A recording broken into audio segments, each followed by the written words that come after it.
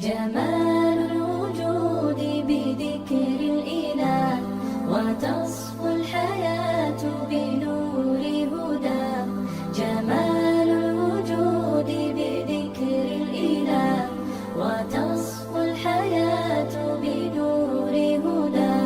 وتطلب نفس له طاعة، ويبلغ سعد إلى منتهى. فؤاد شغوف إلى ربه، أحب رضاه أحب لقاه. يظل يجيء إلى ربوة قرار، ويسمو وذا